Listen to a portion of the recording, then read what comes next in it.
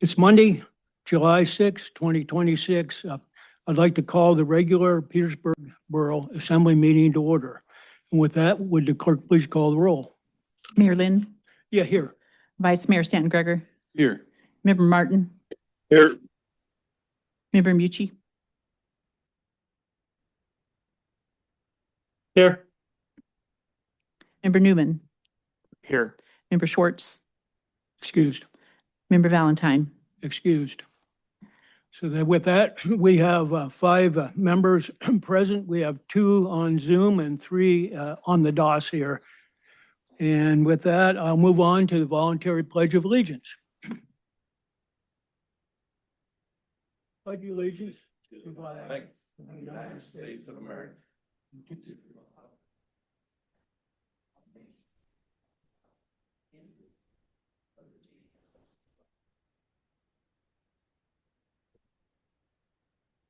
That I have one set of minutes, the regular assembly meeting minutes of June 15th, 26. Do I have a motion to approve those minutes? So moved. Second. Been moved by member Stanton Greger, seconded by member Newman. Any changes? Hearing none, would the clerk please call the roll on the approval of the minutes? Vice Mayor Stanton Greger, Yes. Member Martin, Yes. Member Newman, Member Mucci, Yes. Mayor Lynn. Yes. And with that, it approved 5-0 on it. I need a motion to approve the meeting agenda as presented. I would move to move forward with the meeting agenda as presented. Second. Been moved by member Stanton Greger, seconded by member Newman. Are there any amendments to that agenda? Hearing none, would the clerk please call the roll on the agenda as it's presented? Vice Mayor Stanton Greger, Yes. Member Martin, Yes. Member Newman, Yes. Member Mucci, Yes. Mayor Lynn. Yes. And that's approved 5-0. Moving on here to public hearings tonight, we have several public hearings. First public hearing tonight is on ordinance 2026-13, an ordinance authorizing the borough to issue electrical utility revenue bonds in the aggregate, principal amount of not to exceed $3,315,000 to finance the Scow Bay Standby Generator Project, and directing that this matter be submitted to the qualified voters for consideration at the next regular election to be held on October 6, 2026. Is there anybody that would like to talk to this ordinance? Okay. Is there anybody on Zoom? There's no one. Okay, with that, I'll close that. Hang on one moment. I have someone who just raised their hand on Zoom, and their name is iPhone. So I'm going to allow them to talk. Whoever you are, iPhone. Hi, Becky. This is Dana Tinas, and I just can hardly figure out this new Zoom approach. I want to speak on the next ordinance, not this one. I'm sorry. I'll get off. Okay, thanks. Thank you. Since there's nobody, I'll close that hearing on that in ordinance 2026-13. And I'll move on to ordinance 2026-14A, an ordinance amending Title 19 zoning of the Petersburg Municipal Code to regulate wireless communication facilities and other towers and transmitters. Any public testimony regarding ordinance 2026-14A should be given during this public hearing. Copy of ordinance 2026-14A may be found under agenda item 14B. Is there anybody that would like to talk to ordinance 2026-14A? Please come forward, state your name and who you represent, and you have 5 minutes. This is Dana Tinas. Can you hear me? I'm on the phone. I can hear you. Go ahead, Dana. All right. Yeah, this is Dana Tinas speaking on my own behalf concerning proposed ordinance 14A to regulate wireless communication facilities. I just spent a week down in Prince of Wales Island. Now, there's a place that could really use some better connectivity. But here in Petersburg, we've got cell providers stepping on each other. I read the letters that were sent to the Borough Assembly by the Alaska Wireless Network and Tidal Network. I couldn't help but notice that there was an open threat from Alaska Wireless Network of litigation against the borough should the Assembly dare to pass this ordinance unchanged. Tidal Network is worried that locals have too much say, that requiring applicants to prove that alternative sites are unsuitable may improperly substitute local preferences for technical design decisions. That rubs me the wrong way when anyone takes umbrage against locals who wish to make decisions about their own town. In the letters, there were references to the law and appeals to follow FCC legal guidelines. However, the FCC itself has ignored a legal court order for years to review and update their health and safety standards in this field. The standards have not been updated since 1996. What does this tell you? Obviously, their concerns are for the advancement of these telecommunications companies, not the health of Americans. The Telecommunications Act is a very bad law that harms American cities and citizens. Why should we roll over for it? I say, let's not worry too much about their requirements until the FCC itself obeys the law. Thank you. Thank you for your testimony. Is there anybody else that would like to talk to this ordinance? Please come forward, state your name and who you represent. Good evening. My name is John Mergus. Thank you for giving me a chance to speak. With the sale of the property to Tidal Network, the city, the borough has set a precedent of for future sales to other telecommunications companies for towers, and the cost for them to put up a tower here in Petersburg is really low, and there's no incentive to rent from other existing towers. So I have concerns that there'll be other demands for that similar property along Haugen and maybe other areas right in the city. I don't know, I'm not smart enough to come up with any recommended changes to make, but I think you should have some type of mechanism, or at least start thinking of a mechanism to limit the number of towers that are coming into the community. Perhaps something like the state limits liquor licenses or pot shops or things like that. That's more based on number of towers per capita than just strictly the zoning situation.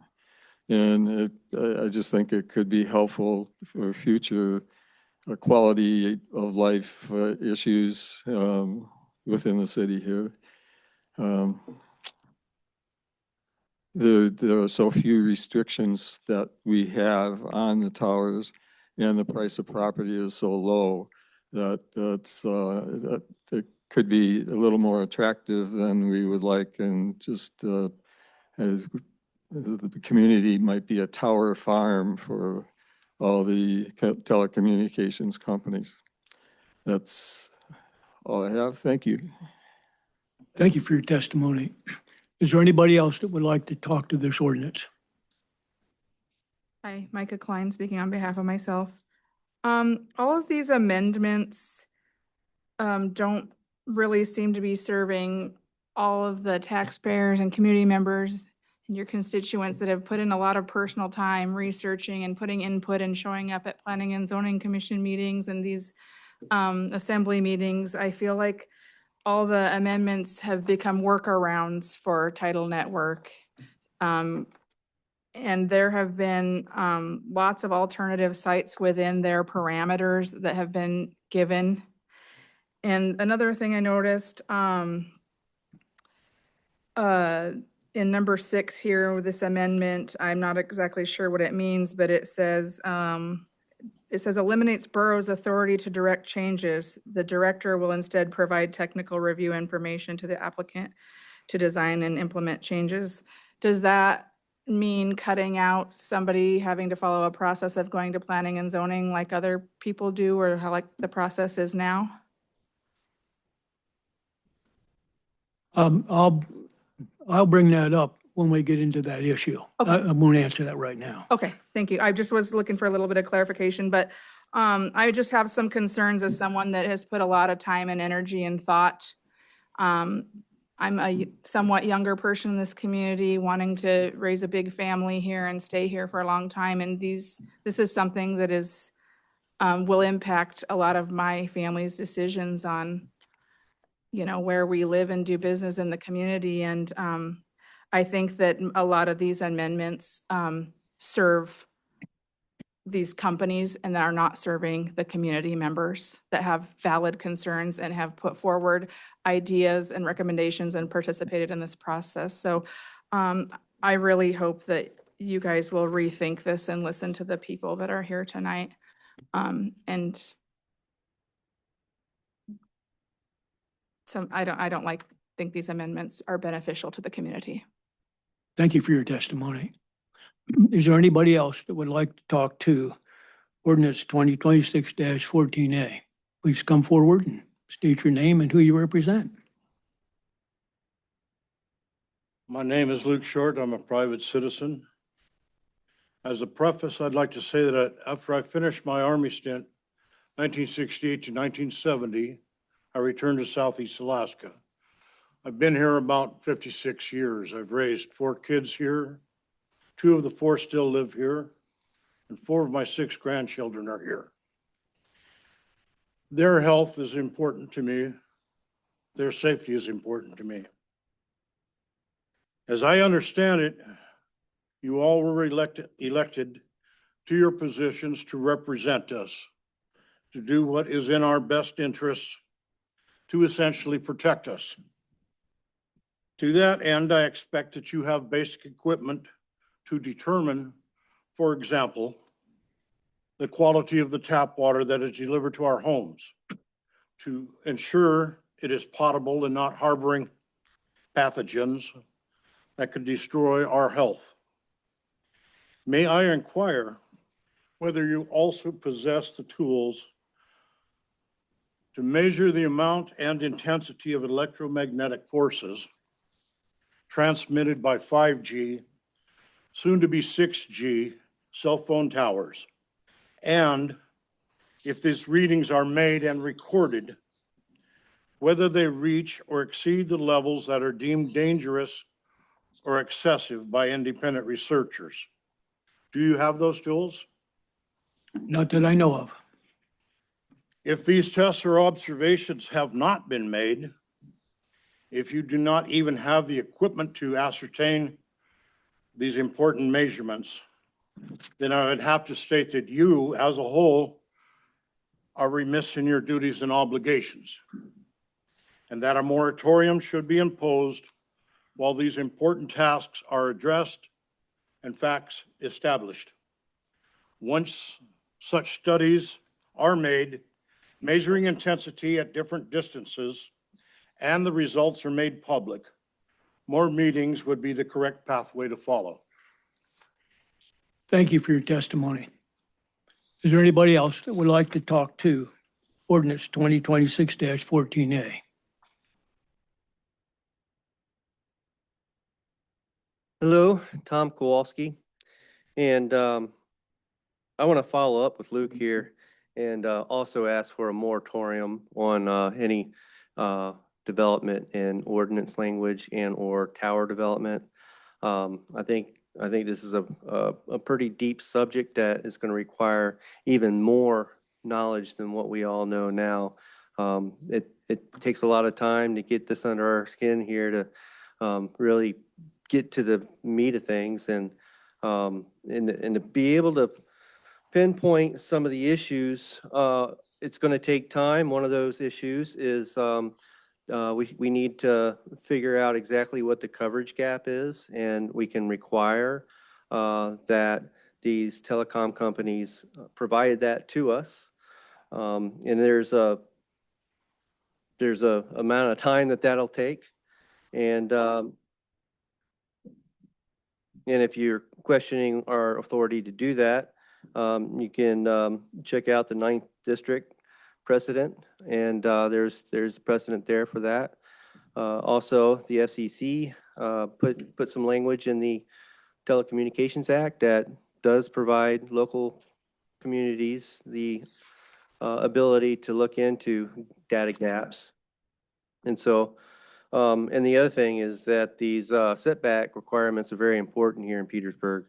And one of those rationales being that there's safety issues, including ice buildup. We had a lot of ice this year, and that's something that needs to be considered with setbacks. And also, you know, it's not the borough's responsibility to share the burden of a business's bottom line. So if there's an alternative site that they might have to build a little road on, well, they need to share the responsibility of putting in roads or power, just like anybody else here that has property somewhere where there's no road or power. We all have to do that. So we're not treating them any differently than we would anybody else trying to build on a new site. So the sites that are in progress now, the one that is right next to the fire hall also has its issues with the fire hall being the only fire hall we have. There's fire potential. We have dry seasons. There's subterranean fires that occur, and somebody can start one of those just flicking a cigarette out their window. There's fireworks. We have fireworks all the time. You know, there's it's right by a highway. Automobiles can get out of control and hit the tower. And there's a parking lot right next to where the tower is going to be. And if you spend any time in the lower 48, you'd come across a story or two where somebody put it in drive instead of reverse and ran right into a 7-Eleven or something. That's a possibility. And not only that, but we have an airport nearby, and a lot of small fixed-wing aircraft on occasion, multiple at the same time will come in, go out, fly around each other. There's already a tower on Mill Road that they have to avoid, and now there might be one by the fire hall, and maybe even another one over there by Skylark. So, you know, these towers pose a risk, and risking damage to our fire hall, our only fire hall, is something to be seriously considered. And there are places for that tower right behind the fire hall. Yes, they'll have to build a little road, but that's the cost of doing business here in Petersburg. And that is definitely a better situation than risking our fire hall. Not to mention that these particular towers that Tile Network's putting up has 300 gallons of diesel fuel sitting underneath it. So, you know, that's an added risk. And that's pretty much what I want to say about that, except for the setbacks, sensitive areas. I believe that hospitals where patients are hard to move, and also assisted living facilities, the fire hall, places like that, very important infrastructure should be protected even more than just the average structure, building, or whatever. So anyway, thank you very much. Thank you for your testimony. Is there anybody else that would like to talk to this ordinance? Okay, please come forward, state your name and who you represent.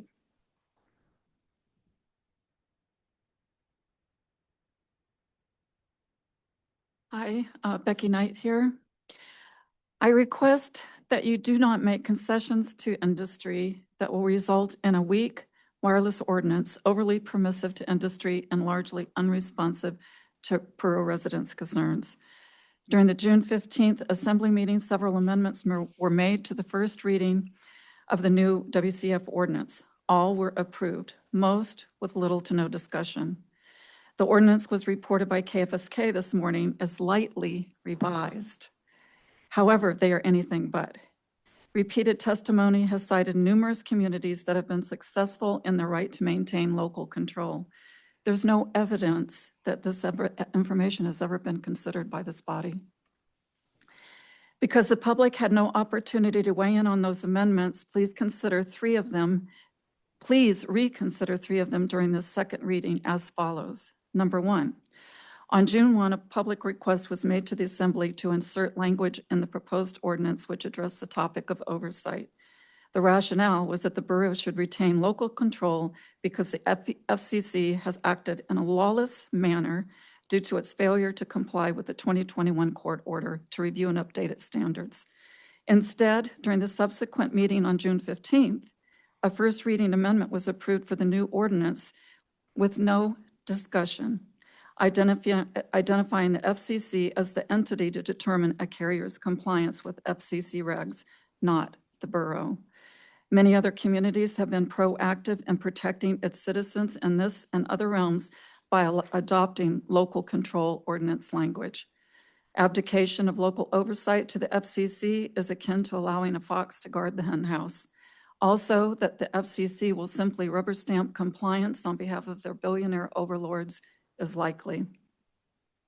Again, and with minimal discussion, an amendment to the proposed ordinance was approved to alter sensitive areas by striking assisted living facilities, children's nursery, and hospitals, and adding licensed to childcare facilities from that section to make it consistent with earlier ordinance language in the new ordinance version. The earlier section only identified two sensitive areas, an existing school or licensed childcare facility. In fact, to maintain consistency, the sensitive areas language should include all 5 sensitive areas throughout the ordinance. I later learned that from the borough staff that the earlier language, which identified only 2 sensitive areas in the sensitive areas setback section, schools and licensed childcare facilities, was a policy decision. Under what deliberative public status was that policy decided upon? On what basis does one sensitive area upstage the other? Given the overwhelming public concern for the sensitivity of all 5 areas, the exclusion of all 3 of them was arbitrary and has no apparent basis other than in-house decision-making. While I maintain that all residents of Petersburg are sensitive, hospital patients and residents who reside in assisted living facilities are also quite sensitive.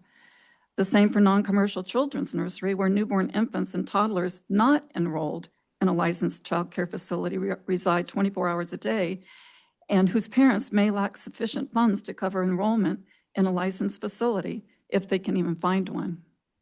Deletion of a children's nursery creates 2 classes of children. Number 3, most importantly, I request that you reconsider the approval to reduce sensitive area setbacks from 1,500 feet to 500 feet. It was an arbitrary decision. First, GCI's claim that the tower closes a significant gap needs to be approved under 9th Circuit precedent, and I emphasize that. Second, when asked, the amendment sponsor was unable to provide a rationale for a reduced setback. Another member came to the rescue and mentioned that during a conversation with borough staff, that additional land to locate a WCF would result in a 500-foot setback. It was also asserted that failure to appease industry with reduced setback distances would cause further assemblies to be in a hard position, because an all but certain implementation of the waiver provision would result. Isn't the waiver provision intended to be a high bar to navigate, not an automatic get out of jail free, easy out to accomplish the initial intention? Regardless, if the goal was to appease the tech industry, it remains unclear if even the 500 feet would be sufficient for industry, as indicated in their recent correspondence. Also, how were multiple nationwide communities enacting far more protective setbacks than this ordinance proposes? Yet our borough finds it near impossible. Thank you. Thank you for your testimony. Is there anybody else that would like to talk to ordinance 2026-14A? Please come forward, state your name and who you represent.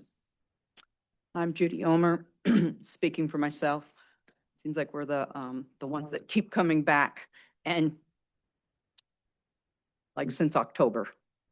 Much has been learned, though, about the dangers and the drawbacks since the already existing towers in our town were erected. And just because those towers have been close to the schools and the childcare centers, assisted living facility, doesn't set a precedent for continuing to do the same. 3 wrongs don't make a right. You know, since October that I mentioned in 2025, in every public meeting, testimony's been about the placement of proposed telecom towers. It's not been about no towers. The 150-foot or the 1,500-foot setback required in a lot of other communities is neither a random number nor a designed to deny tower construction. You know, it's a safety issue. And in all that time, the intent and the hope has been to work with the assembly. And I know we've been here on a regular basis, and I don't even know if you can hear us now, because the concerns that we've had have never shown up in the newspaper or on the radio. We've just been kind of that obnoxious group that keeps showing up. But what we care about is what's best for Petersburg, its people, and the future of this community. I wrote a report that should be in your communications, and I have more that I'll put in for next meeting's agenda. You know, and to go in the Wayback Machine, and I've been doing that lately as I look around Petersburg, the town I was raised in, the town I love. And I go back to 1976, 1977, 1978. And that's when I was teaching 5th grade to the people who are basically now grandparents themselves, some of which sit on the assembly. And it's also a time when they were expanding the road along Wrangell Narrows that's now called North Nordic. There used to be warehouses there. Fishermen lived across the street. The warehouse was on the water side. And so in front of the 5th grade class, I said, stand up, get your coats, and follow me. And we used to be able to do that. I don't think you can today. You need all the permission slips and everything. And I walked down the lines of the desks like that, and it was almost like the bunny hop that you see in the dances of the 50s or whatever. And we're quiet. They knew to do that. And we walked out the door and we walked down, because I said, this street is never going to look the same again. They're taking down the warehouses. So I want to have you have a chance to really appreciate what we have in Petersburg and the way of life here. When we got back to the classroom, they all took another half an hour and wrote about what their experience was. Then we shared it with each other. So it was a common experience and yet different for everyone. And I'm having that feeling this week about the towers. You drive around and you can see trees, and you can see, you know, our homes, and you can see and you don't have to look at a tower everywhere you go. But I'm starting to get the sense that after today and the amendments that are going in and things, we are open season for the telecom companies. We are easy pickings. And we don't have the land to give to that. They don't want to work with the state. They don't want to work with mental health. They don't want to work with the federal government and the Forest Service and everything else on any other lands. They want to be right in here on borough land with private property as the easiest deal. And that's what we're seeing here. That property, like across on Haugen at the fire hall, my brother was able to buy 2 lots on the other side of the street and is putting duplexes up there, places for 4 families. And yet with the fire hall situation, borough land, we're going to end up with a tower. And it just seems that we have very little private land and very little borough land for housing. And that's a critical issue here. So it starts touching other parts of life. So I really hope that you consider very much the open season. Yeah, I see it. Open season on that, because there's future expansion mentioned in the telecom companies' letters here threatening to sue if you don't do what they want you to do. Tidal Network and GCI are not done with us. They've talked about an expanded program, and now here's AT&T involved. So I feel like we're losing our town, and it's bigger than warehouses. Thank you. Okay. Thank you for your testimony. Is there anybody else that would like to talk to ordinance 2026-14A? Is there anybody on Zoom? No, there's no one. Okay.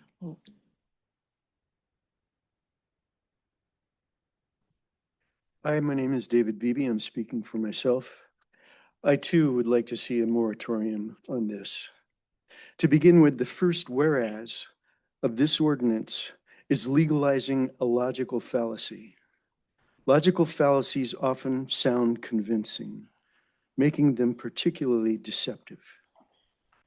Whereas the Federal Telecommunications Act of 1996, in fact, explicitly does not preserve the authority of local governments to regulate the placement, construction, and modification of personal wireless service facilities to protect the health, safety, and welfare of the community. How do we know this to be a logical fallacy? Because Section 704, Article 2, Paragraph C is appropriately titled Exceptions.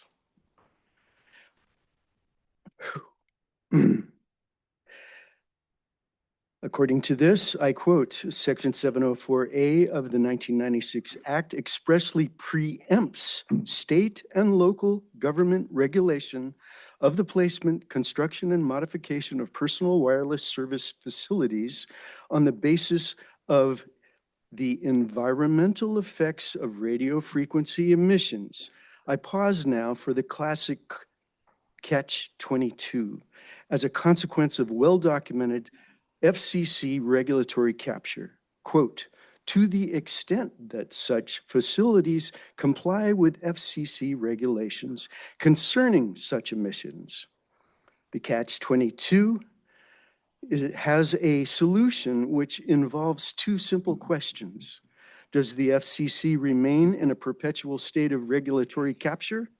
Why, yes. How do we know? Because the purpose of a system is what it does, not what the first whereas claims it is to be doing. This brings up the logical legal question then, cui bono? Latin, to whose benefit does the exception provide? Well, first, the financial benefit is to all of the elected representatives of the people in Congress. Those who rely upon corporate donations to bolster their political campaign war chests in order to maintain their privileged status to self-enrich by way of insider trading, for example. And second, the far more vast financial benefit of environmental deregulation further inflates the bottom lines of telecom, tech bro, multi-billionaires at the expense of public health and safety. They understood deregulation provides an exponential increase in profiteering at the consequence of public health, safety, and environmental integrity. Is the FCC non-compliant with a court order to update EMA safety standards? Of course. I now quote AI. In fact, the FCC is operating outside the bounds of lawful administrative procedure. The FCC's failure to comply with a court order creates a situation where its entire regulatory framework, including Section 704, is built on a foundation of non-compliance. The Act relies on the premise that the FCC is actively and lawfully regulating those emissions to protect public health. Consequently, the legal basis for preempting local control becomes fundamentally compromised. The borough encountered a fork in the road far before the public weighed in. That choice would surrender borough sovereignty by not taking the matter to court. That would be protecting the public trust and best interests of the taxpaying borough residents. Instead, the borough clearly represents the best interests of the telecom, tech bro, multi-billionaires, bottom line, and to join the ranks of their trickle-down proxies. How dare you? Thank you for your testimony. Anybody else like to talk to this ordinance?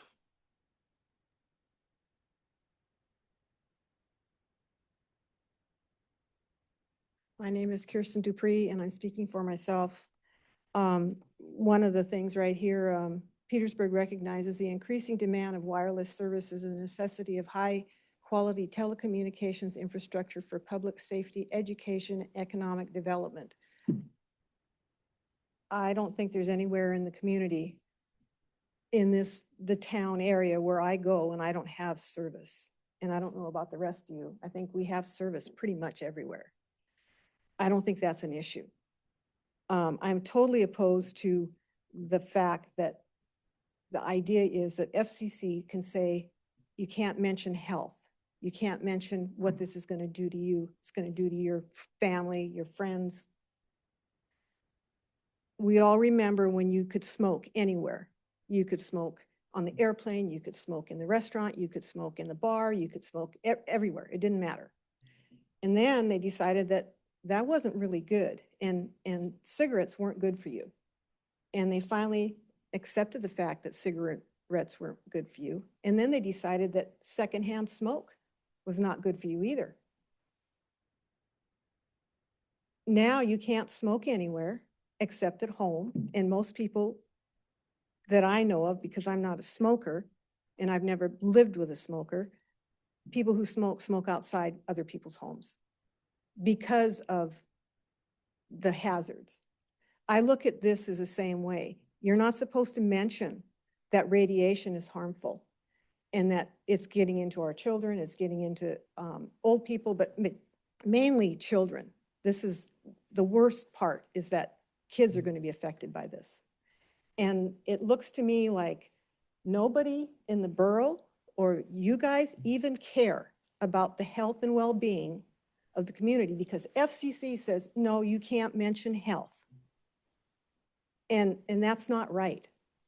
That should set a precedent. That should be top, that health is most important, not these communication companies. We already have coverage. If you go out in the outlying areas, you don't have coverage. Put your towers out somewhere where they will be useful to people. We don't need them right here in town.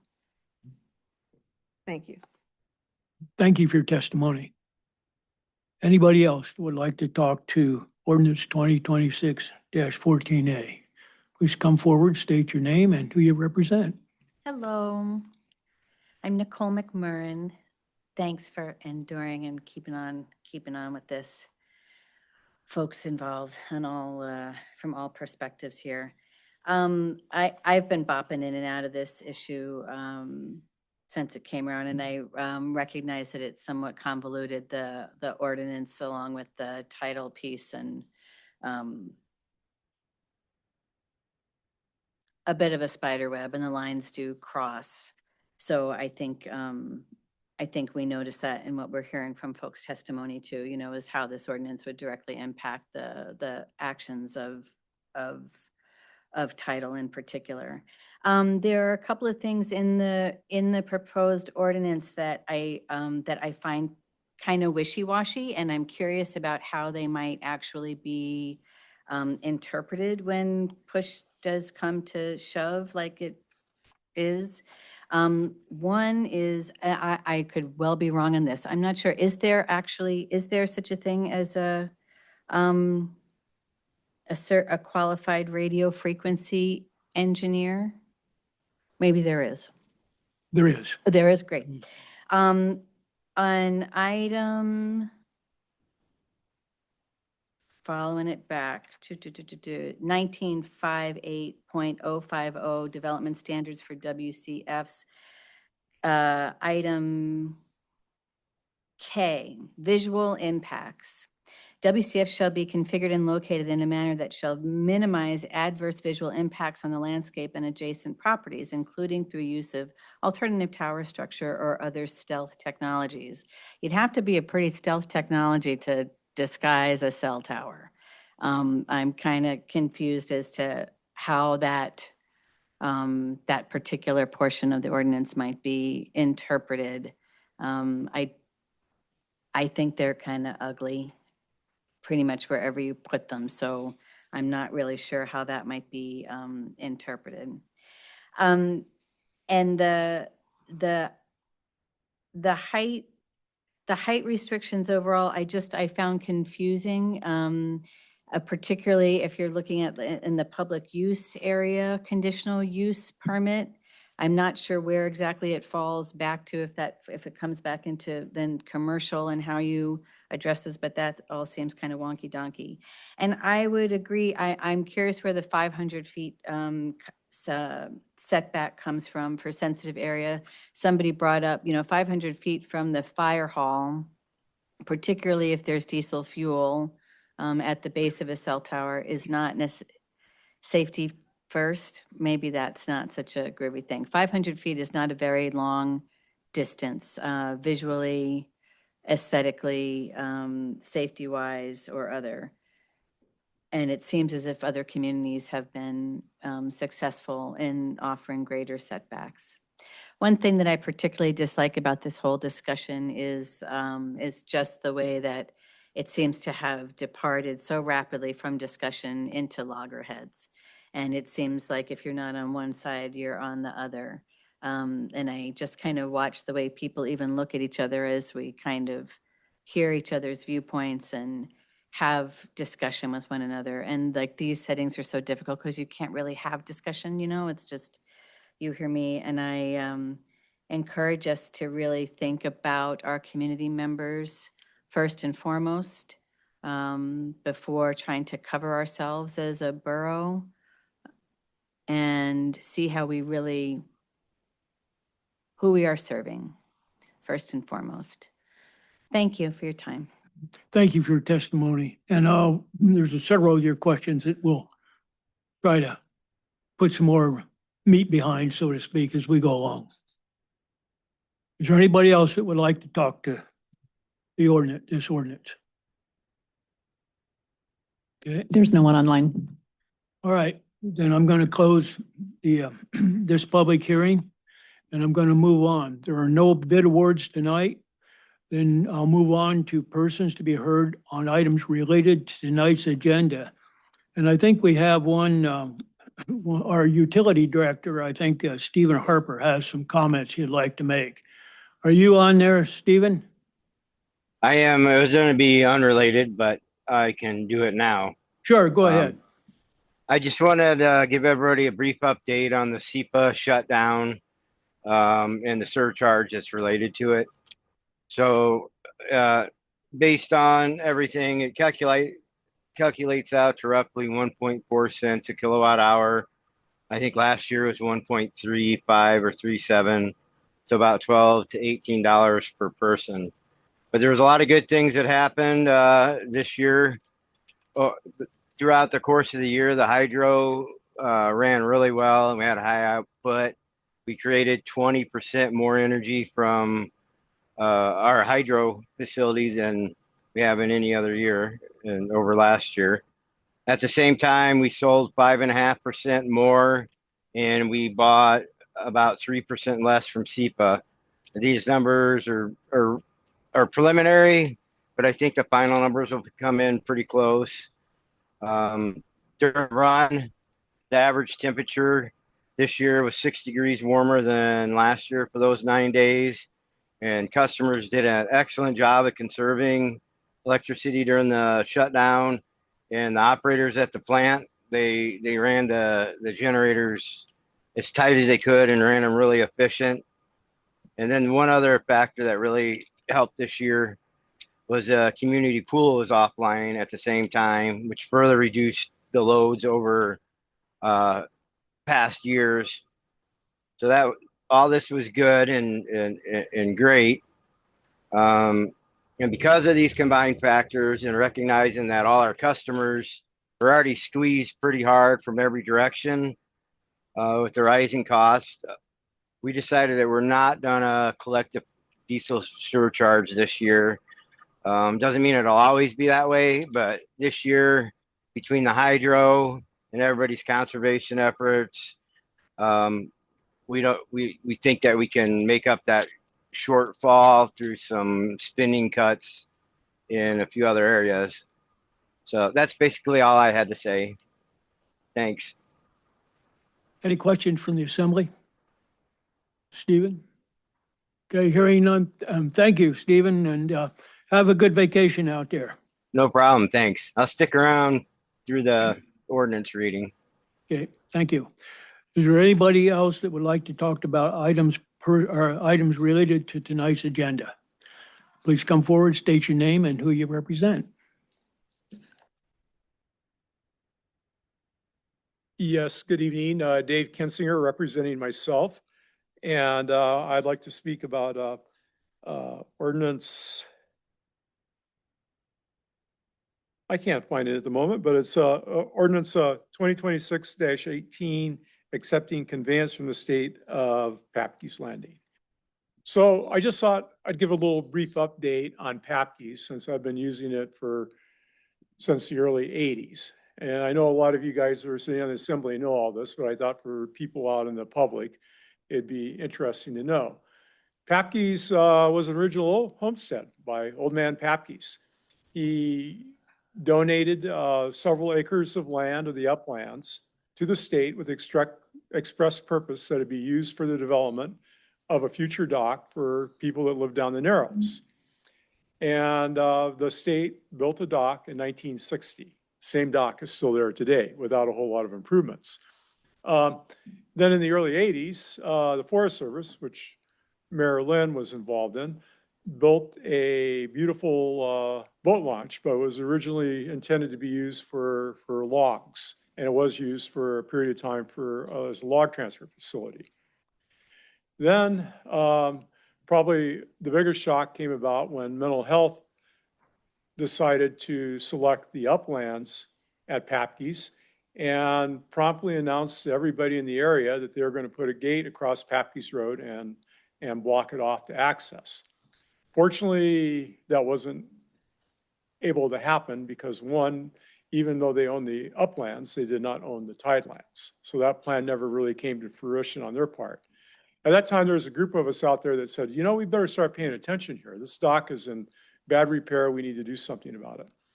So we contacted the state and specifically DOT, and they said, well, guess what? You're not a city. We don't recognize you. You know, if you want anything done, talk to the city of Petersburg. So we were kind of stymied, even though we contacted several state representatives. I've hauled every state representative we've had since John Sun was a representative going way back into the early 80s. So everybody's been out there. Every senator's been out there. They know the situation, but they've all said, you got to get Petersburg to do something about it.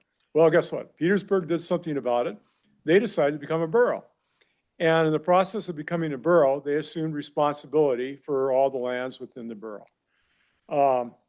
And at the time of borough formation, there was quite a bit of, as everybody knows, there's quite a bit of animosity. Big battle lines were drawn, people that lived outside the city who opposed it and were for it. I was one of the few that was for it, and the main reason was because it said that it would be a priority of the borough to develop a facility at Papke's Landing. Now, fast forward to today. Since then, the use of Papke's has exploded. I mean, it used to just be a handful of people, and there still is just a handful of people that live out, that use the dock for going back and forth. But the majority of the use is by people that live in the borough, in town, out the road. It's amazing. You would be amazed if you went out there and saw how many boats are parked, how many trailers are parked, how many vehicles are parked. And even in the wintertime, there's an entire mosquito fleet of small boats that go out every day and fish for king salmon, even in the dead of winter, when I really don't like to be on the water, but they seem to be okay out there dragging a hook trying to catch a king salmon. And then in the summertime, it's gotten completely goofy. You have 3 lodges right across from Papke's, and they bring in over 100 people every week across that facility. So the use has exploded. But unfortunately, nothing has been done to the dock by DOT for a long time. They did do a few repairs, but they've stated they're not going to do anything. The dock is derelict. I've spent a lot of time shoveling snow, trying to patch it up, and it's past the point of no return. So what I'm going to suggest is that you guys, it's time for you guys to put your big boy pants on, become a borough, and take care of this vital piece of infrastructure. There's money to build the facilities. There's money to maintain the facilities. You're bringing several $100,000 a year in new tax revenue, strictly from the transient room tax and the sales tax and the property tax that you're charging those three lodges that are across the water. Thank you. Thank you for your testimony. Is there anybody else that would like to talk to items related to tonight's agenda? Please come forward, state your name, and you have 5 minutes. Becky Knight, since I have the second opportunity to speak, I'm gonna utilize it. Thank you. Now I see 10 proposed ordinance amendments that appear to address recent correspondence made public from Tidal, GCI, and AT&T. It's threatening correspondence. I do not see any amendments that address public concerns. The carriers even suggested that the 500-foot setback could be too restrictive for their future plans. Industry's absence during public deliberations is glaring.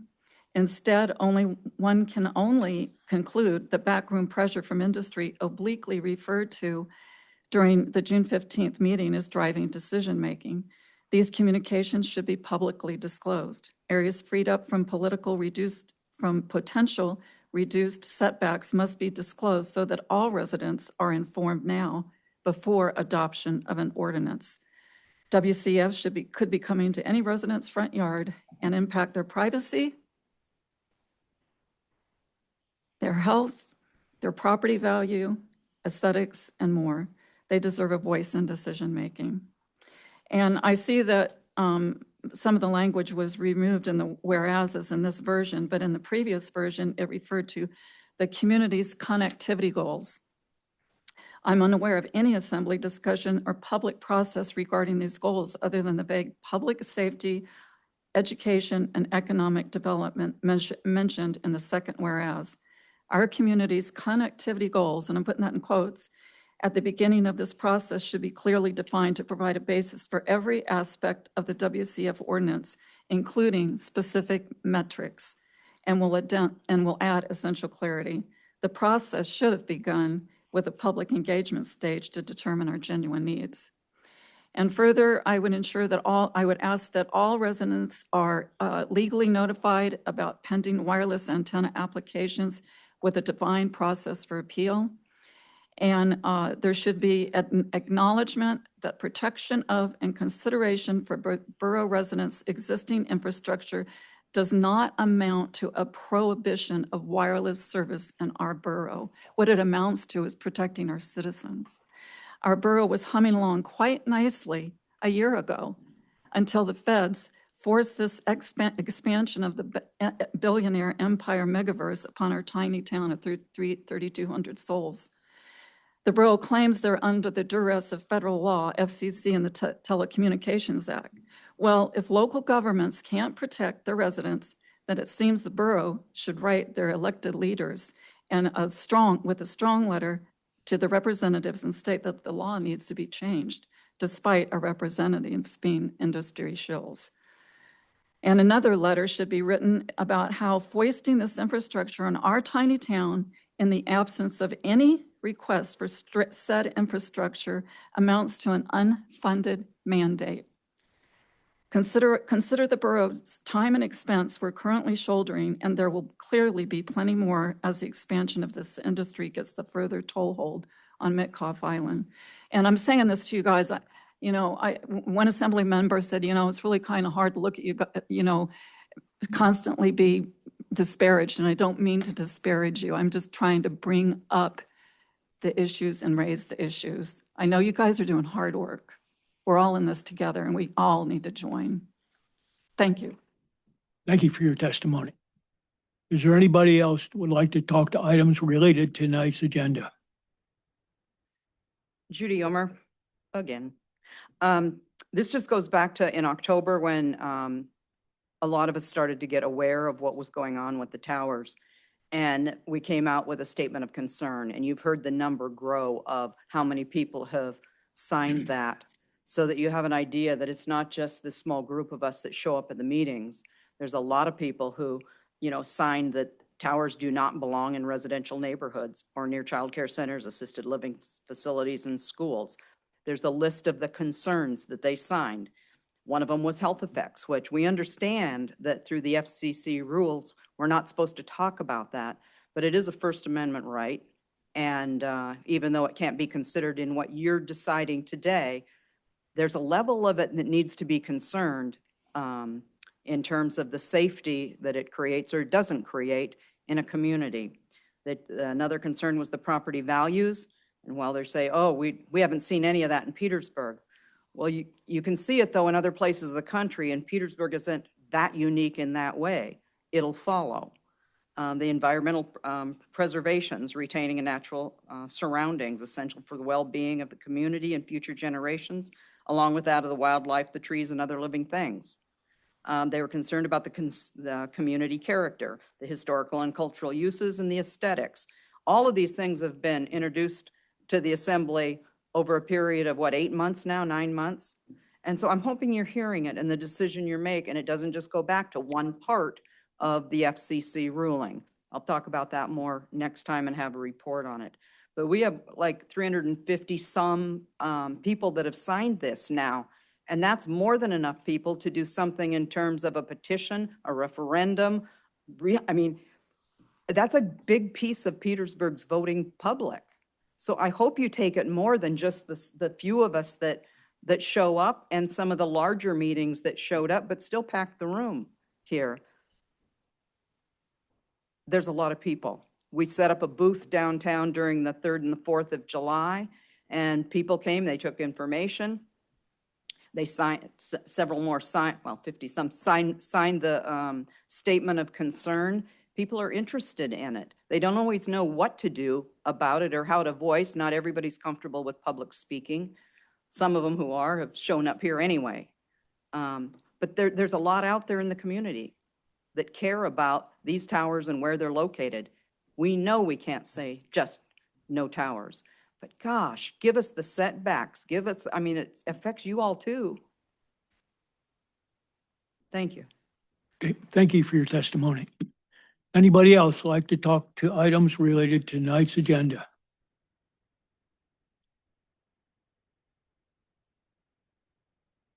Hi, David Beebe, speaking for myself. Yeah, I'd like to point out the second whereas in the Petersburg Borough recognizes the increasing demand for wireless services and the necessity of high-quality telecommunications infrastructure for public safety, education, and economic development. Well, it seems that there's a lot more to this than that whereas. And so I asked AI, what exactly is the issue, given the fact that there has been no public outcry for better broadband services. As a matter of fact, as I said before, there is a U.S. census of 2020 to 2024 that documented nearly 90% already had broadband subscriptions. And we all know that since that time, Starlink has been rapidly increasing that ability. So when asking AI, what is the difference between what we have now, 4G and a mixture of 5G? This is the answer that I got. 5G technology presents a significant escalation in potential harm compared to 4G frequencies, primarily due to its use of higher frequency millimeter waves and the necessity for a vastly denser infrastructure. While 4G operates on frequencies under 6 gigahertz, 5G occupies a spectrum from 30 gigahertz to 300 gigahertz, utilizing shorter millimeter wavelengths that have not been thoroughly studied for long-term health effects. This fundamental shift in frequency introduces unique biological interactions absent in previous generations. The handouts that we provided during the Festival of the 3rd and 4th involved 38 different peer-reviewed medical science coming out of this century that demonstrates biological harm well below the frequencies that permit warming of the skin.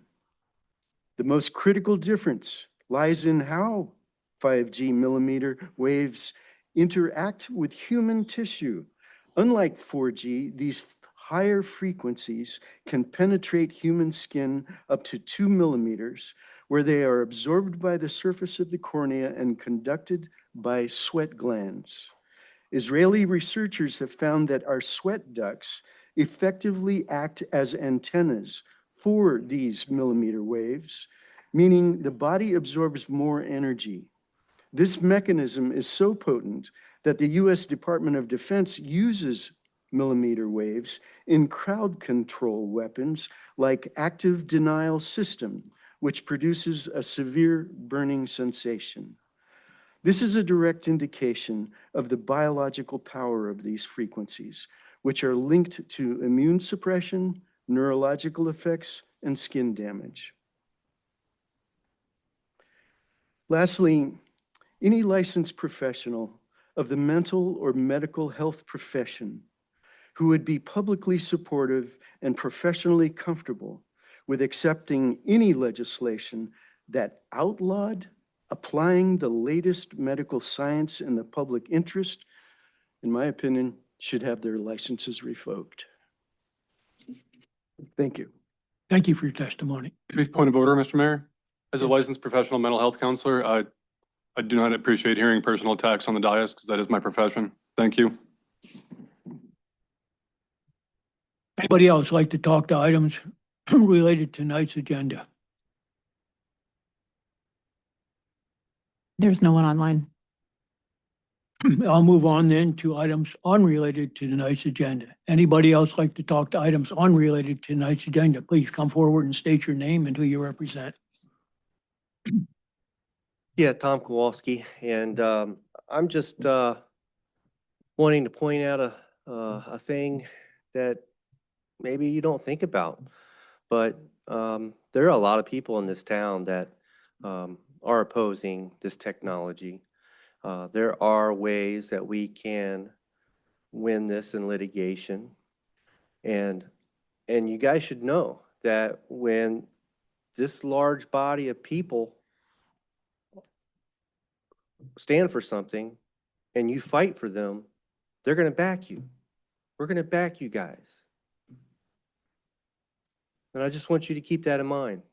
You know, you represent us, and if you represent our values, we're there with you all the way. And the other thing I want to say is our group, we're formalized now, and it's called Alaska for Safe Tech. And we're also connecting with other organizations to help our efforts. And some of the things that we plan on doing in the future may include canvassing neighborhoods where towers already are to explain the dangers of EF radiation, the cumulative effects, and also the compound effects of having multiple towers, Wi-Fi in the house, cell phone, all that all together. It adds up, and there are ways to mitigate that. So regardless on where this goes, whether the numbers of towers increases or decreases, get safer or not, we're going to educate folks the best we can on how to overcome these challenges with the side effects of this technology. Anyway, thank you. Thank you for your testimony. Anybody else like to talk to items unrelated to tonight's agenda?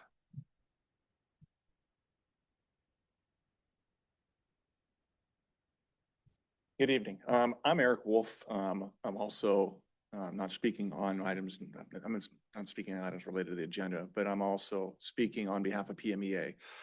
So I'd like to speak to items unrelated to the agenda, and I'd like to thank the council, the mayor, and everybody and how they supported the borough, the city workers, the teachers, and when they sent that letter for HB 78.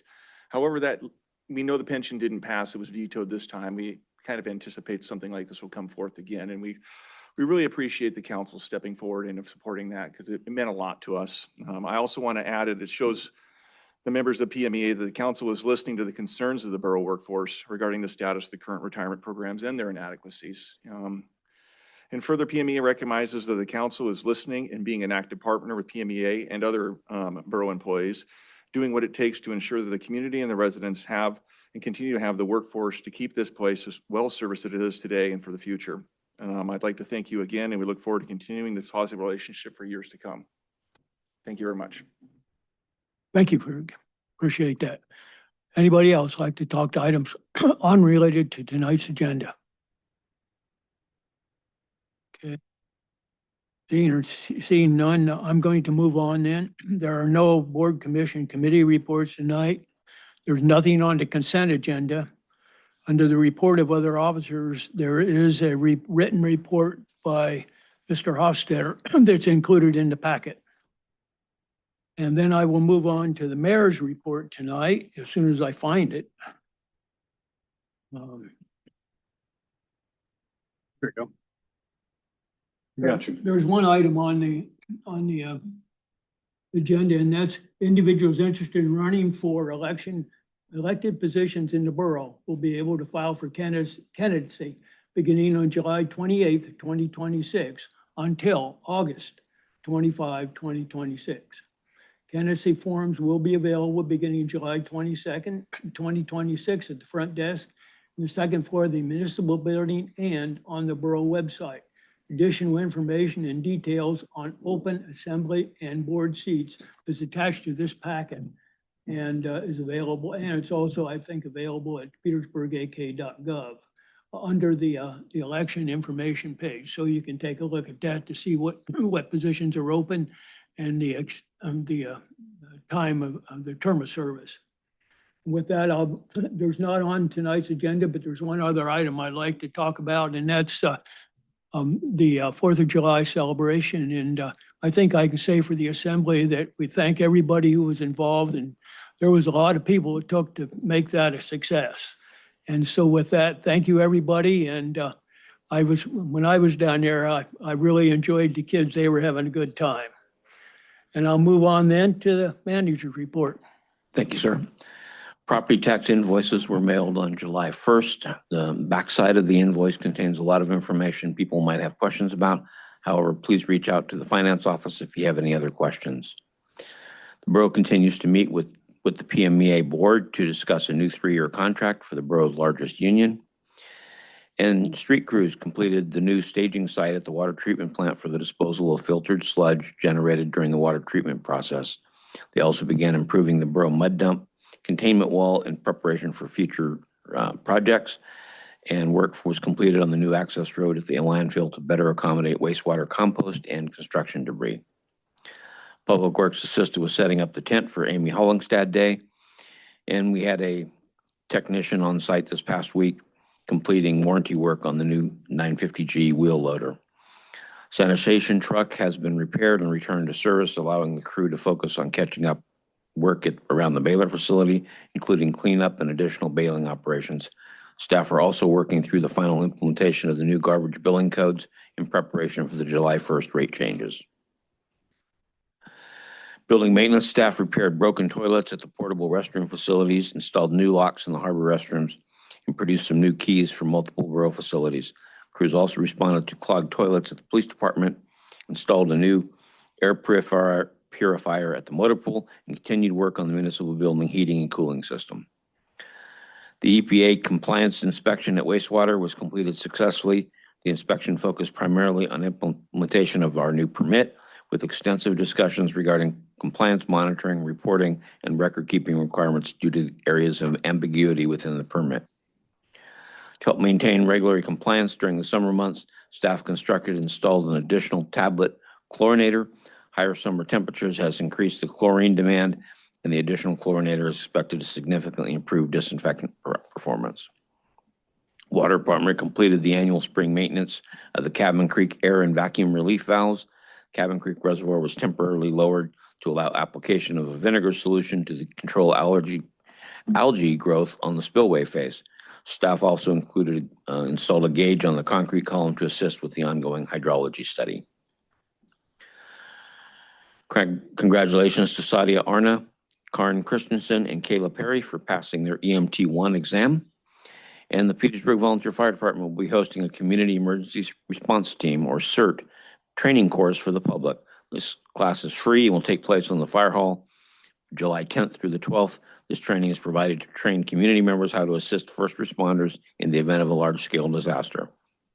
For more information, please call the fire station at 907-772-3355. Outdoor season is upon us. The fire department would like to remind folks hiking, driving out the road, or boating to make sure they are properly equipped with supplies and leave someone they know with their travel plans and estimated return time in the case of mishaps. Stay safe. Scout Bay Generator number 2 is moving along. Power and Light should be bringing a contract amendment to the Assembly in one of the next few meetings, and construction on the core structure will start soon after. The mechanicals and grid tie-in won't be completed until spring of 2027, pending voter approval of the revenue bond in the fall election. Blind Slough Hydro finished out the year with high output.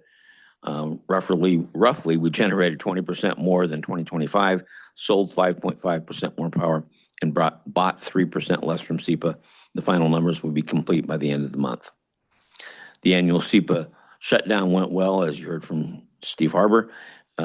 It was 2 days longer than last year, but we wanted to again thank everyone for serving power. There was a noticeable reduction in load this year. Power and Light wants to remind everyone that solar installations need to go through a permitting process and inspection process for everyone's safety, including not only the homeowners, but linemen, firemen, and their neighbors. There will be letters sent out shortly addressing homes that haven't followed the process. Improper installation can lead to backfeeding high voltage and put our linemen at danger. Power and Light also wants to remind the community to never touch anything that has or is contacting the power lines, such as a tree that may have been burnt. There's a strong possibility that they are still energized, even though the sparks and flames are gone. Tourship season is going well. A reminder that the updated schedule can be found on the borough's website. Staff posts the upcoming week's schedule by location for customers trying to work around the drive down Port Dock, Seafloat, and the loading zones. Launch permits were set up for renewal as of June 1st. Stop by the harbor office and pick yours up. And just as a reminder, parking is being enforced in the harbors. Please pay attention to the signage and ask the harbor office for directions. The longest parking available is 7 days, so anything over that, people are encouraged to figure out a different location for their vehicles. And that's it. There's questions. Thank you. Any question from the Assembly, the manager? I was asked one today, Steve, that I couldn't answer, and that had to do with Parks and Rec and where we are on our project there. I'll probably not get this 100% correct, but I can feed in. So it's every time we get into it, we find more things that need to be worked on. So it's a big project. We'll be lucky to be done with it by the end of August. We added another couple $100,000 to the budget because of issues they found digging up what was in the building. Kind of a quick backstory. We actually hired a company that brought a radar machine down to be able to spot where all the wires and conduit and such was underneath the floor. And that's the stage we're at right now, is making all the cuts to the floor to uncover all these various sewer lines, water lines, and electrical lines, so that when they go to work on it, they don't hurt themselves. And so we've had a lot of time where we've had to turn the power off to the building when they're cutting, just to make sure people are safe.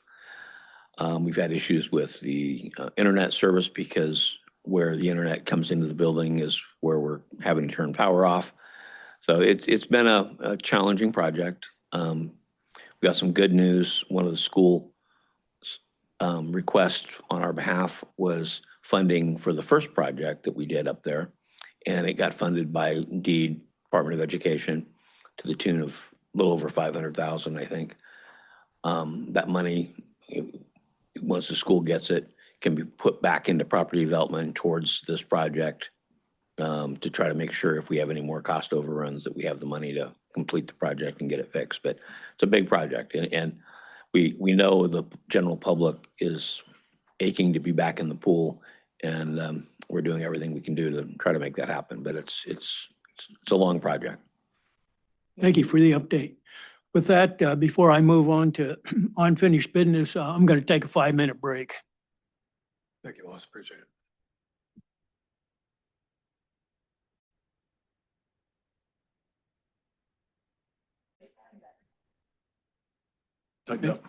I'd like to call the meeting back to order. And with that, the first item, I'm going to move on to unfinished business. Under unfinished business, the first item is ordinance 2026-13, an ordinance authorizing the borough to issue electric utility revenue bonds in the aggregate principal amount of not to exceed $3,315,000 to finance the Scow Bay Standby Generator Project, and directing that this matter be submitted to the qualified voters for consideration at the next regular election to be held on October 6, 2026. This is the second reading. PMPL is requesting approval of ordinance 2026-13, authorizing the issuance of the revenue bond for the completion of the Scow Bay Standby Generation Project. Construction costs increases since the project initiation caused a dramatic budget shortfall that would be funded through this bond issuance. If approved by the Assembly in 3 readings, the question of issuing the revenue bond debt will be placed on the October 6, 2026 local ballot for consideration by Petersburg voters. Ordinance 2026-13 was unanimously approved in the first reading. Do I have a motion to approve ordinance 2026-13? Second, or excuse me, so moved. I apologize. Second. It's been moved by Member Stanton Gregor, second by Member Newman. Is there any discussion from Assembly members? Okay, seeing none, would the clerk please call the roll? Vice Mayor Stanton Gregor, Yes. Member Martin, Yes. Member Newman, Yes. Member Mucci, Yes. Mayor Lynn. Yes. And that, to put the bond on the ballot has been approved to 5-0. Moving on then to ordinance 2026-14A, an ordinance amending Title 19 zoning of the Petersburg Municipal Code to regulate wireless communication facilities and other towers and transmitters. Second reading. If approved in 3 readings, this ordinance would establish zoning and permitting standards for wireless communication facilities and other towers. It requires these facilities be reviewed as conditional uses, providing public notice and planning commission review and approval, while remaining consistent with the Federal Telecommunications Act of 1996 and related regulations. The ordinance creates a new chapter of the municipal code governing wireless facilities. It would prioritize co-location, sets development standards, and provides a waiver procedure if strict adherence to the development standards would require. Technically impossible designs cause structural instability or result in an inability to close a significant coverage gap or leave a coverage area functionally unable to handle emergency calls. It is intended to balance the community's needs for reliable wireless and other communication services with public safety and aesthetic concerns. Memo from Director Cabrera, a list is including a list of proposed amendments and supporting maps is attached. Ordinance 2026-14 was approved as amended in the first reading. Do I have a motion to approve ordinance 2026-14A in the second reading? I move to adopt ordinance 2026-14A in its second reading. Is there a second? I'll second. Okay, it's been moved by Member Newman, seconded by Member Stanton Gregor. Go ahead, Member Newman. I move to amend ordinance 2026-14A by adopting the 10 amendments proposed in Director Cabrera's memorandum dated July 6, 2026.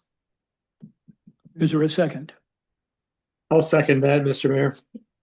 Okay, thank you. It's been forwarded by Member Newman, seconded by Member Mucci.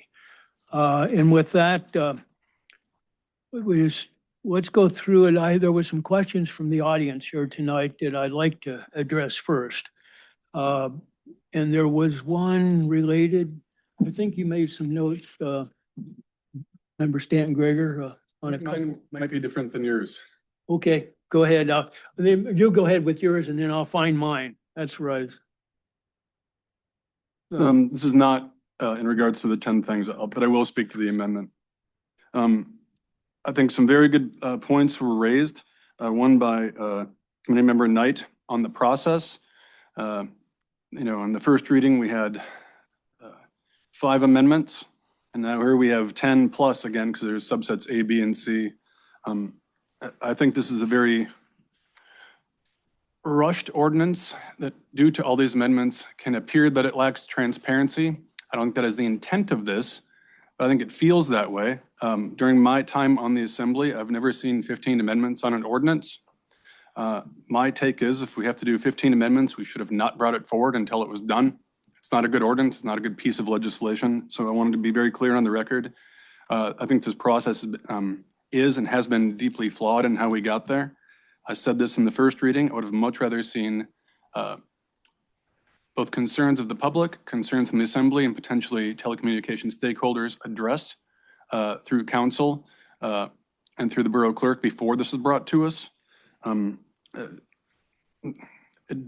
doesn't feel like a clean process. I want to, another community member, Ms. McMurran, spoke to some of the vagaries and ambiguities on here. K, one about visual impacts. WCFs shall be configured and located in a manner that shall minimize adverse visual impacts. I agree. I think it's a wholly subjective and not useful piece of language. One, to speak more specifically to these 10 amendments, amendment number 2, 19.58-050B, to the word separation, add to mitigate visual clutter. And then, to add explanatory information to the need for sensitive area buffer and tower separation requirements. I think even the wording to mitigate visual clutter is not productive. We have existing towers near our school right now and the ones on top of our grocery store. One could very easily argue those are already visual clutter. I'm on the fence if I'm going to vote yes on the amendments or the ordinance itself. Again, I think it's rife with issues and shouldn't be before us right now. So I'll pass the floor to whoever wants it. I'll go back to Director Cabrera there. There was a question asked about definition on item number 6. Would you address what was intended in the meaning behind it? Right, so it talks about the conditional use process and third-party review. And you get, from the third-party review, you actually get a report from usually a consulting company that looks at all the applicant information. And so the language that is struck, it authorized the director to require changes to the WCF design or location. And as a local authority, we don't really have authority to regulate the WCF design. And so instead of having the director do that, the director instead is just going to provide information from the third-party review to the applicant, and they're going to have to make any adjustments to design that would be necessary. So it's just sort of taking the borough out of that role. Thank you. I'm going to go, if any of the members want to strike items or to make adjustments, you could do that with a motion. Or we could go ahead and approve all those, all as tonight.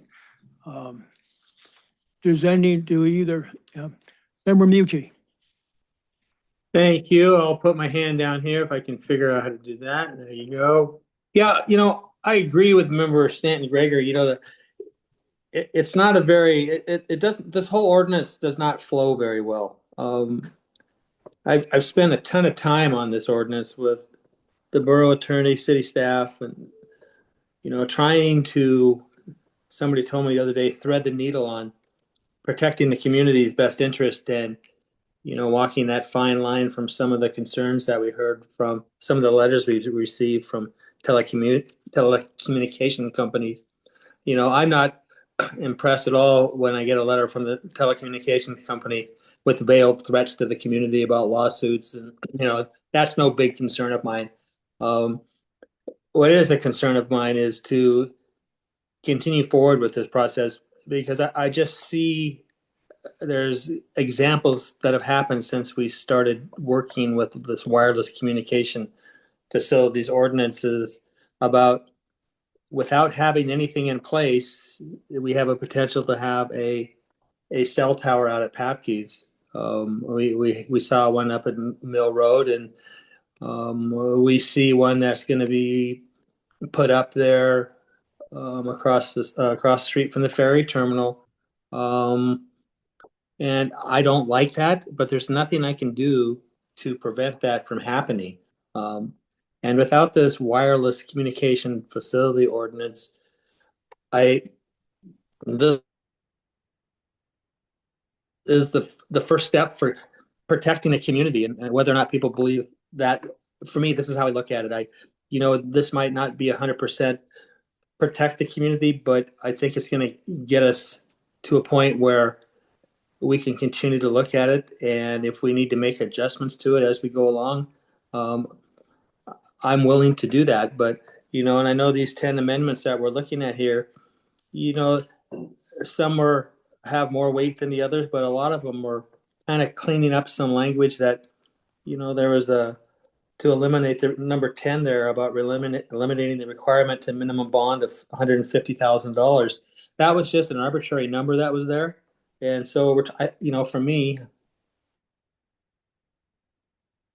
I'm fine with that. And for all these 10 amendments, I'm fine on it. I don't know how to get out to the community these 10 amendments so that they can chew on them in between the two assembly meetings, the 2 weeks between the two assembly meetings. These have been, some of us have spent a lot of time trying to, like I said before, thread the needle. And I'm going to vote to support these 10 amendments. And I'm going to continue to work for the next 2 weeks to make sure that, or before the next assembly meeting, to make sure that, we're protecting the community's best interest and making sure we have some type of guidelines for cell towers in the community. And I agree with a lot of the comments that have been said about, well, who says there's a cell coverage shortage? I mean, it's very arbitrary. But yeah, I just want to, I know a lot of members of the community are kind of frustrated with the whole process, but and I know a lot of members of the assembly are working very hard, and I know, and I really want to recognize city staff for really, really being patient with me and other members of the assembly, asking the same question over and over, because for me, this is a brand new language. Trying to understand, trying to put together an ordinance that would regulate a business in town, and it's new to me. And I just wanted to thank city staff for it. And like I said earlier, I plan to vote to support this to move it forward, and I'll be working on it between now and the next meeting to make sure that if there's some concerns of the community that I think aren't being met, that we can drag those along into the process. Thank you. Thank you. Any other members have a comment before I call the roll On the amendment? on the amendment? I want to follow up with what Member Mucci said, is that I think that I've watched, and I think this assembly has spent more time on this ordinance than I think I've seen them spend on a lot of other things. And I know we've racked up considerable expense with the attorney on this ordinance. And so with that, I'll give our assembly a lot of credit for the amount of work and time that's been spent on this.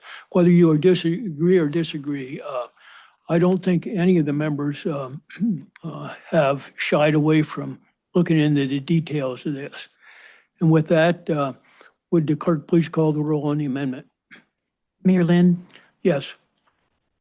Member Mucci, Yes. Member Newman, Yes. Member Martin, Yes. Vice Mayor Stanton Greger. Yes. Okay, and the amendment passes 5-0. And now, going back to the main motion as amended. Thank you, Mr. Mayor. Okay, main motion as amended, would the clerk Wait. please, we'll go. Yeah, thank you, Go Mr. ahead. Mayor. Just as a lot of talk had been had tonight around being or the so-called underserved, a lens I'm looking through as a member of the public so eloquently said, I'm a mental health provider. And we have clinic and a hospital here, and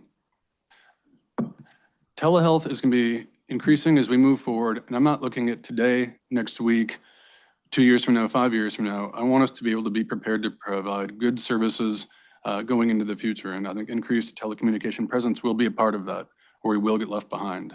I'm not sure this ordinance solves that right now, but I just wanted to let the public know that's something I'm thinking about long-term. Thank you. Thank you. Any other members like to make comments on? Okay, hearing none, Member Mucci. Thank you, Mr. Mayor. Yeah, I'm, just repeating a little bit of what I said earlier. Yeah, I'm committed to getting a good ordinance out. And I know some people won't be happy on the assembly and or in the community about what the final product is here, but I'm committed to, if there are some glaring errors in this that just we can't live with or we're just messed up on, I'd like to hear them in the next 2 weeks. I'm kind of traveling tomorrow, but I have a cell phone with great coverage down here, and I want to get a good ordinance out. So and Judy and that group knows how to get a hold of me, and I'm willing to talk to them and see what we can do. But yeah, I plan to work on it. I imagine pretty much every day for the next 2 weeks, just to make sure we get a good ordinance out the door. So thank you very much. Okay, thank you, Member Mucci. Anybody else, any other member would like to make comments? Would the clerk please call the roll? Member Newman. Yes. Member Martin. Yes. Vice Mayor Stanton Greger. Yes. Member Mucci. Yes. Mayor Lynn. Yes. And it passes with, as amended, to 5-0. I'll move on then to the next item on the agenda, and lost my place here. Hold just a second. It's Resolution 2026-17, a resolution of the Petersburg Borough Assembly amending the current regular meeting. Oh, boy, I'm on a different. There you go. Yeah, I've got too many papers in front of me is what the problem is. Here it is if you want it. Well, we're on to new business then. Yep. Hey. Okay, new business, resolution 2026-18. A resolution accepting conveyance from the state of Alaska of approximately 8.8 acres of tide and submerged land at Papke's Landing, ADL 109287, including the associated dock and boat launch infrastructure, and authorizing the borough manager to execute all documents necessary to complete the conveyance. If approved, this resolution will accept conveyance of the Papke's Landing dock and related tide and submerged lands from the state of Alaska. Do I have a motion to approve resolution 2026-18? So moved. Second? Can be moved by Member Stanton Greger, second by Member Newman. Discussion from the assembly? Okay, Member Stanton Greger. Thank you. Mr. Manager, just for those listening at home, this is an issue a lot of us on the assembly have been navigating for a decade plus, or some version of, for the sake of discussion, let's say this resolution passes, what would be the next steps? And if you could just take it from there, is that okay? Sure. Thank you, sir. Through the mayor. So we started this process about a year ago at the borough level with applications to DNR for both the tidelands and the uplands. It's taken this long to get to the tidelands portion, and they're ready to send that to the borough. DOT, which owns the actually above water stuff, can't give us that until the tidelands. It's kind of like a catch-22. So that the DNR says we can't get the tidelands until we own the dock, and DOT says we can't own the dock until we have the tidelands. Anyway, this will allow us to make that happen. The uplands, which is still an outstanding application, may be another year. DNR was non-committal on how long that process will take. And that was an important part of what we wanted at one point, was to be able to expand the parking. The borough owns 3 lots down there. And so this will be the first step. One advantage of taking the tidelands and the dock and getting that in borough hands is then we can start looking for grants. That has always been one of the problems, is how to get a grant on something we don't own. So this will help with that. I have no grants lined up or anything, but it does give us an opportunity to make a push for that. So. Thank you, Steve, for clarifying for those listening at home. Appreciate it. Thank you. Any other comments from assembly members? Would the clerk please call the roll on resolution 2026-18? Vice Mayor Stanton Greger. Yes. Member Martin. Yes. Member Newman. Yes. Mayor Lynn. Yes. Member Mucci. Yes. Okay. And the resolution 2026-18 passes with a 5-0 vote. And we will accept the conveyance of the tidelands at Papke's Landing. Second item on there is replacement of sanitation unit number 1117. Public Works recommend to replacing sanitation unit number 117, a refuse truck nearing the end of the service life, with a new unit from the Alaska Municipal Equipment LLC via Sourcewell for $385,758.38. The memo from Director Moreau and a quote is attached. Do I have a motion to purchase the replacement for sanitation unit number 117? So moved. Second. Been moved by member Stan Greger, second by member Newman. Discussion?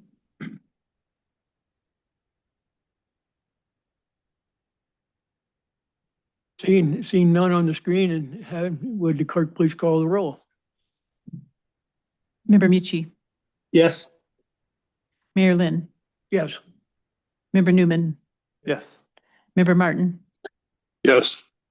Vice Mayor Stanton Greger. Yes. Okay, and that passes 5-0. So we will be purchasing a replacement for sanitation unit 17, the refuge truck. The next item on the agenda is a letter to Alaska DOT regarding snow removal.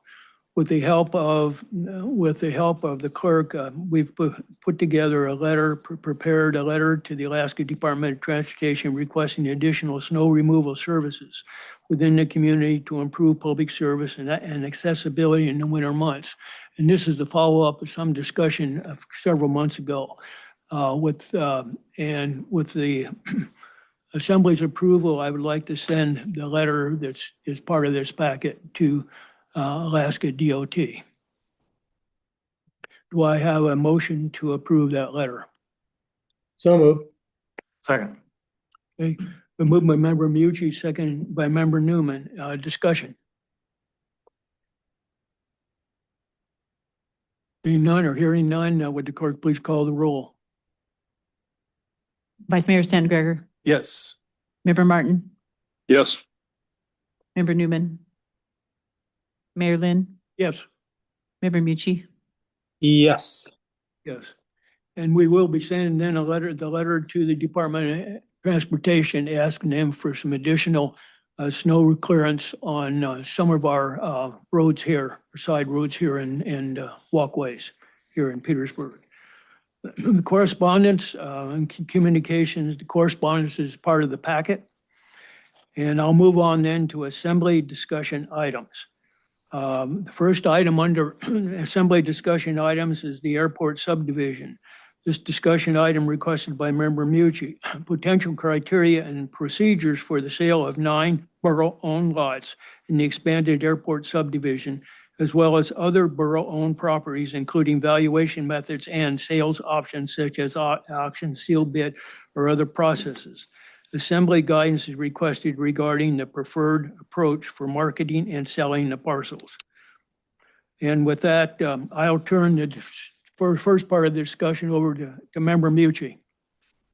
Yeah, thank you, Mr. Mayor. Yeah, I was talking to Steve last week, and he has been sending us updates about what's going on up at the Lincoln Haida Extension subdivision, and I think he's looking for some opinions from us about what we'd like to do and how we'd like to sell parcels up there. And Steve might want to speak to this, or the manager might want to speak to this a little bit more, but I think the idea is to have this as a discussion item and an action item, possibly at the next assembly meeting, but maybe I can hand it over to the borough manager to maybe fill it in a little bit if I didn't cover everything.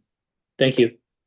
Yeah, this is our second go-round on subdivision, and I think that the manager has some strong views and so if you'd like to present what you would like to do, I would appreciate it. Sure, through the mayor. I could work with Liz and our attorney and resend some things that we've kind of tossed around internally. But this is an opportunity for the borough. The borough's assembly is going to have 9 lots up in the airport subdivision that'll be ownership. Maybe by the end of the summer, it may slide into the fall. And staff's going to want to know, because we're getting questions from people in town already. Can I buy that and just make my lot bigger? I don't know what the assembly wants in those areas. Can I buy the lot next to my house that I already up there? Can I buy it and create a duplex? The answer is yes, actually, to that. So I kind of need to know from the assembly's perspective if any restrictions you want to put on the sale, so I can start letting people know that are calling the borough and calling Liz and me to ask, hey, how can I buy one of these lots? Anyway, that's where this comes from. I can send some stuff out that we've tossed around, but I think it's probably best for the assembly in an open meeting to kind of have that conversation. Anyway, unless you have questions here that I can try to answer. Okay, I'm going to start on the side. Member Stanton Gregor. Yeah, more of a clarifier, I guess, Stephen, when that original airport subdivision was sold, were those by outcry auction? If I believe, or maybe I'm way off on that. So, through the mayor, there was 2 groups of property that were sold. One is those lots owned by the borough, the others that were owned by Tlingit Haida. Yep. So I can't speak to how the Tlingit I mean the Haida borough-owned lots is what I'm referring to. Borough-owned lots were outcry auction. Okay, that's what I thought. And I mean, I recommend that it be outcry auction on the 9 lots, and this time, I mean, I think gives people a chance to bid on it. And then I've heard from staff, I've heard from a couple of assembly members at various times about restrictions that the assembly may want to put on how people develop the lot, timeframes, things like that. And I can't answer those questions right now. People are starting to ask. Go ahead. Thank you, Mr. Mayor. So just as a follow-up to it, so if I'm hearing you right, we would need to put create some sort of action item giving you formal direction on what criteria, if there are any restrictions, obviously by outcry or by sealed bid, blah, blah, blah. But in short, you're going to be looking, not in discussion item, but down the line on some sort of formal action item to give you direction. Through the mayor, correct. And I can send out to everybody kind of some things we've talked about internally. That'd be helpful for me. And we just take a look at it when it comes out is all I'm asking. It's a big deal to community members who want or happy to see some things done in housing. And we're going to have 9 lots that the borough's going to own available here pretty quick. They're putting pipe in the ground as we speak. So it's not going to be too far out. One of the things we've talked about earlier is that we want to see the lots developed. That's our whole purpose here. And so whatever we do, in my opinion, needs to go towards making sure that those lots are developed. And so with that in mind, one of the recommendations I believe you had was that we only have 1 lot per person or per family, however you wanted to do it. To answer your question, yes, I have some ideas on that. I'd be happy to send them out to the assembly. And just because they're my ideas doesn't make them right. This is an assembly decision on how you want to go about selling these lots. It's a big deal. These are 9 really nice lots in a nice subdivision. And we have a lot to thank Tlingit Haida Housing for all the work they've done, the amount of money they've spent getting the infrastructure in. It's a chance that it doesn't come by us very often to have this available. And I just want to make sure I do it the way the assembly wants. I'll speak for myself, is whatever we do, I believe we should have it. Our objective is to get those lots developed, to provide more housing in town. And so whatever criteria we come up with, in my opinion, needs to focus that we get those houses, not only sell the lots, but have them developed. Yes, sir. Anything, Member Newman, Member Martin? Very quiet. So if you're, then what I'm hearing is you can come forward with a proposal that Ally would approach it. Yes, you'll have it this week. Okay, So thank you. Decide how you want to go from there. Very good. Thank you. There is no other items under assembly discussion items. I'm going to move then to assembly member comments. Does any assembly member have comments tonight? Member Mucci. Yeah, thank you, Mr. Mayor. Yeah, I just want to go back to the wireless communication facility ordinance.